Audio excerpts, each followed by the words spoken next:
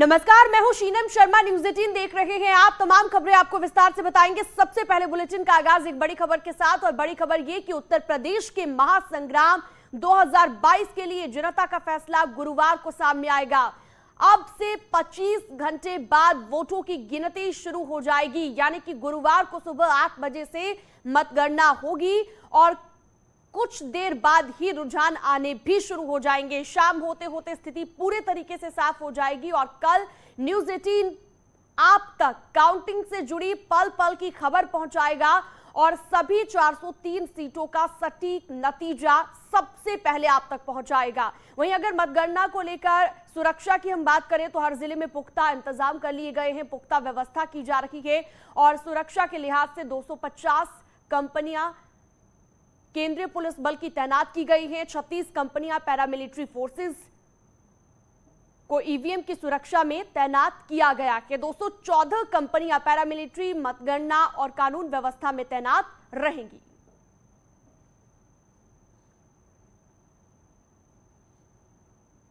तो प्रदेश में मतगणना की तैयारियां जोरों पर है। लखनऊ में काउंटिंग सेंटर पर पुख्ता इंतजाम किए गए हैं। स्ट्रांग रूम पर सीसीटीवी के जरिए नजर रखी जा रही है।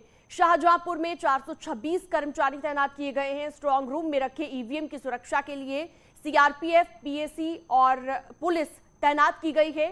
संभल में काउंटिंग स्थल पर भी 3 लेयर सिक्योरिटी रहेगी।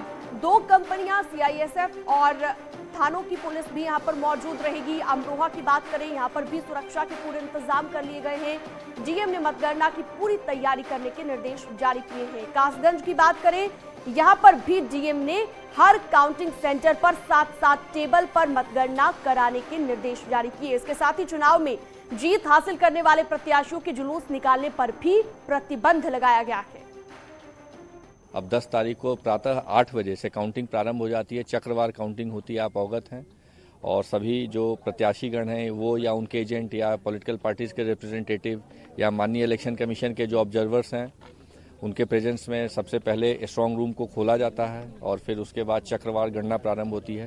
तो इन्हीं सब तैयारियों को सुनिश्चित करने के लिए और इन्हीं सब का एक जायजा लेने के लिए आज मैं और पुलिस कमिश्नर साहब यहाँ पे एक विजिट कर रहे हैं, ताकि 100% मानकों के अनुरूप हम तैयारियाँ सुनिश्चित। और माइक सिस्टम, मीडिया सेंटर, सारी व्यवस्थाएं हम लोग कर रहे हैं यहाँ पे। और एसपी साहब और सभी हमारे एडीएम में मौजूद हैं।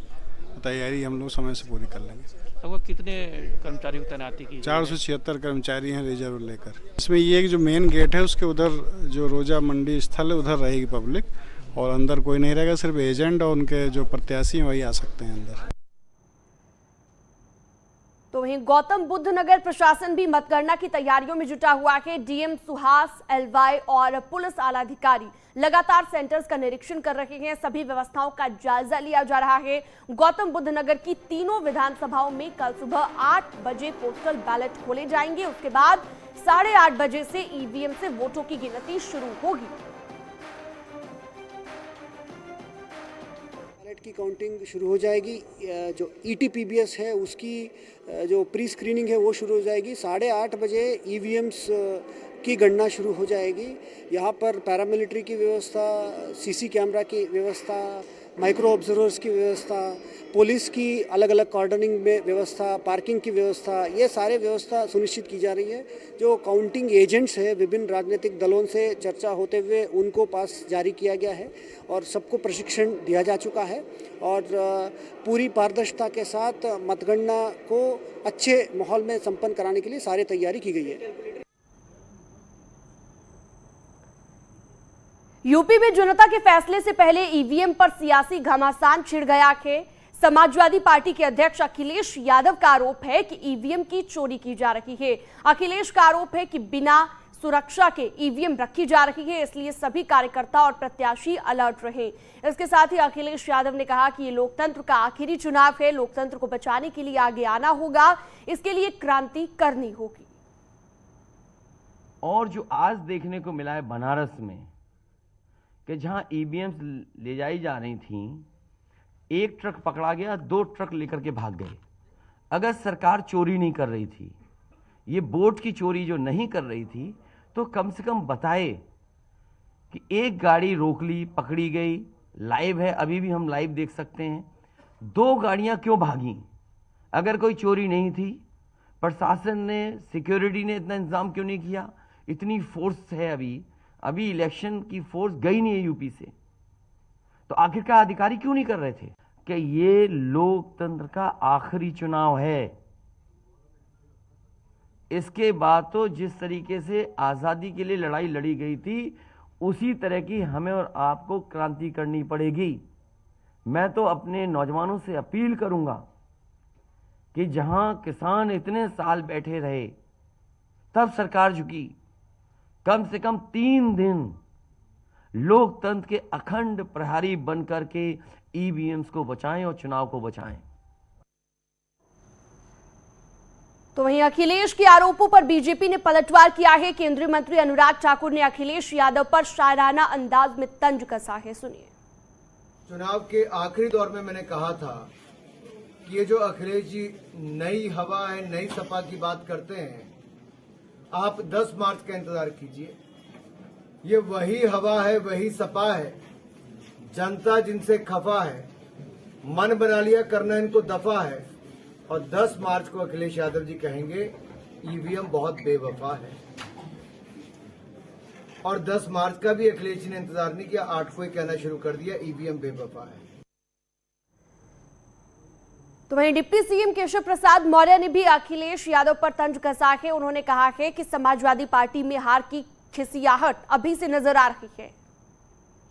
हार की संभावना स्पष्ट तौर से देख करके इस प्रकार की बयानबाजी उनकी हताशा का परिचायक है। और मुख्यमंत्री कार्यालय और किसी अधिकारी का नाम लेना, इससे ये साबित हो गया है कि जो एग्जिट पोल आए हुए हैं वह निश्चित तौर से सच हैं लगभग, और उस सच्चाई के कारण से या उस सभी लगभग एजेंसियों के एक जैसे एग्जिट पोल आने के कारण से कल से सपा खेमे में पूरी तरह से बौखलाहट है, हार की खिसियाहट है। और मैं अखिलेश जी से इतना ही कहूँगा कि आप मतगणना की प्रतीक्षा करिए। चुनाव आयोग तो किसी को लगता है कि कहीं अपने जहाँ स्ट्रांग रूम है वहाँ रखवाली करना है, तो चुनाव आयोग तो इसकी अनुमति देता है। कोई भी प्रत्याशी अपने किसी प्रतिनिधि को वहाँ स्ट्रांग रूम में ईवीएम मशीन की रखवाली के लिए रख सकता है। अगर कोई शिकायत है तो उसकी शिकायत आयोग से करिए, उसकी जांच करवाइए, जांच करके कोई दोषी होगा तो कार्रवाई होगी। लेकिन चाहे मुख्यमंत्री कार्यालय हो, किसी जिले के अधिकारियों के संबंध में हो, आपका बयान यह निश्चित तौर से गैर जिम्मेदाराना लगता है और माहौल को खराब करने की कोशिश लगती है। तो वहीं यूपी सरकार में मंत्री सतीश महाना ने भी अखिलेश यादव पर जबरदस्त पलटवार किया है। सतीश महाना ने अखिलेश की प्रेस कॉन्फ्रेंस को फ्रस्ट्रेशन से भरी हुई बताया है। आदरणीय अखिलेश यादव जी ने आज जो प्रेस कॉन्फ्रेंस करी है, ये इनके फ्रस्ट्रेशन का परिणाम है। इनको लग रहा है कि अब ये दोबारा सत्ता में कभी भी नहीं आएंगे। उसके कारण वो कहते हैं ना कि पेचबंदी एक शब्द होता है, तो पेचबंदी कर रहे हैं कि आगे बताने के लिए कि हम इसलिए हार गए, इसलिए हार गए, इसलिए हार गए। तो आज की इनकी प्रेस कॉन्फ्रेंस वो फ्रस्ट्रेशन से भरी हुई थी, निराशा से भरी हुई थी, इस विश्वास के साथ नहीं थी जिस प्रकार से ये बातचीत करते थे। इनको पता है कि भारतीय जनता पार्टी की दोबारा सरकार आ रही है। वाराणसी प्रशासन ने ईवीएम सुरक्षा से जुड़े सवालों पर सफाई दी है। वाराणसी के डीएम का कहना है कि पूर्ण ईवीएम स्ट्रांग रूम में सुरक्षित है। काउंटिंग के जो कर्मचारी हैं उनकी सेकंड ट्रेनिंग है यूपी कॉलेज में। यूपी कॉलेज में हैंड्स ऑन प्रशिक्षण के लिए ईवीएम मशीन ले जाई जा रही थी। वो ईवीएम मशीन जो 20 केवल कुल संख्या में 20 थी, एक छोटी पिकअप गाड़ी पे, वो कुछ लोगों के द्वारा रोकी गई और ये कन्फ्यूज़न हुआ उन लोगों में कि ये पोल्ड ईवीएम तो नहीं है। बाद में वो धीरे धीरे इतने लोग यहाँ इकट्ठे हो गए, यहाँ सारे मजिस्ट्रेट आए, सारे अधिकारीगण आए, उन्होंने समझाया कि स्पष्ट कर लें जो ईवीएम ले जाई जा रही थी वो ट्रेनिंग की थी। मेरे पीछे ये कंट्रोल रूम है, पूरा का पूरा जो स्ट्रॉन्ग रूम है, जो पोल्ड ईवीएम है ये सारी उसी में रखी हुई हैं। इसकी पूरी बैरिकेडिंग है। इसकी बैरिकेडिंग को ब्रीच करने का मतलब नहीं होता है। जो बाकी ईवीएम्स हैं उनके स्ट्रॉन्ग रूम, उनके गोडाउन अलग हैं। ये ईवीएम और वो ईवीएम आपस में बिल्कुल भी कनेक्टेड नहीं है। कानपुर देहात के एसपी ने कहा है कि मतगणना के दौरान गड़बड़ी करने वालों पर सख्त कार्रवाई की जाएगी और जरूरत पड़ने पर गोली मारने का आदेश भी दिया जाएगा। हम सबको विश्वास होना चाहिए हमारी व्यवस्था पे, माननीय निर्वाचन आयोग पे, पुलिस प्रशासन पे कि सब ऑन मेरिट काम होगा। उसके बावजूद भी अगर कोई असामाजिक तत्व या कोई भी, चाहे किसी भी दल का हो, पार्टी का हो, कैसा भी आपराधिक छवि का तत्व, अगर कहीं से भी कोई भी छेड़खानी करने की कोशिश करता है या बाधा डालने की प्रक्रिया कोशिश करता है या अन्य जनपद में कहीं कानून व्यवस्था बिगाड़ने की भ्रामक सूचनाएं देने की कोशिश करता है तो उस पर कठोरतम कार्रवाई पुलिस द्वारा की जाएगी। आवश्यकता अनुसार हमारे पास CPMF भी हैं और लॉ एंड ऑर्डर की ड्यूटीज अलग से लगी हैं और कोई अगर इस तरीके की विध्वंसकारी एक्टिविटी करेगा तो देखते ही उसको गोली मारने का आदेश हमारे द्वारा दिया जाएगा, मजिस्ट्रेट साहब द्वारा हमारे। तो ईवीएम को लेकर अखिलेश यादव के बयान के बाद एसपी नेताओं और कार्यकर्ताओं ने कई जिलों में स्ट्रांग रूम के बाहर डेरा डाल लिया है। 3 जिलों की तस्वीरें अब हम आपको दिखाने जा रहे हैं, जिसमें मऊ में एसपी प्रत्याशी अब्बास अंसारी और घोसी सीट से एसपी प्रत्याशी दारा सिंह चौहान स्ट्रांग रूम के बाहर धरना देकर बैठ गए। तो वहीं बांदा की गल्ला मंडी में भी एसपी कार्यकर्ताओं ने डेरा जमा लिया।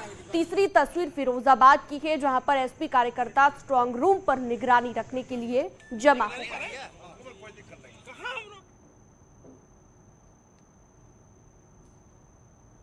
मेरठ में तो एक सपा प्रत्याशी ने ईवीएम पर निगरानी रखने का नायाब तरीका निकाला है। हस्तिनापुर सीट से समाजवादी पार्टी के उम्मीदवार योगेश वर्मा दूरबीन से उस बिल्डिंग पर निगाह रखे हुए हैं जहां पर ईवीएम रखी हुई है। तस्वीरों में भी आप साफ देख सकते हैं कि एसपी प्रत्याशी दूरबीन से स्ट्रांग रूम की तरफ देख रहे हैं। 24 घंटे आदमी रहते हैं, 8-8 घंटे की ड्यूटी है। उसके अलावा भी ये दूरबीन से निगाह, क्योंकि हम 300 मीटर की दूरी पे हैं, 300 मीटर की दूरी से हम इस पे निगाह रख रहे हैं। अब वहाँ स्टोर रूम के आसपास क्या चल रहा है, छत के ऊपर क्या है, पड़ोस में क्या है, इधर उधर कोई गलत एक्टिविटी तो नहीं हो रही है, उस पर हम निगाह रखे हुए हैं। यूपी बोर्ड की परीक्षाओं के लिए शेड्यूल जारी हो गया है। हाई स्कूल और इंटरमीडिएट की परीक्षाओं की तारीखें तय कर दी गई है। 24 मार्च से 10वीं और 12वीं की परीक्षाएं शुरू होंगी, जो कि 12 अप्रैल तक चलेंगी। और इस बार परीक्षा के लिए कुल 8,373 परीक्षा केंद्र बनाए गए हैं। परीक्षा केंद्रों पर सीसीटीवी के साथ ही वॉइस रिकॉर्डर भी लगाए गए हैं। यूपी बोर्ड की तरफ से कहा गया है कि नकल विहीन और पारदर्शी परीक्षा कराने के लिए पूरे इंतजाम किए गए हैं।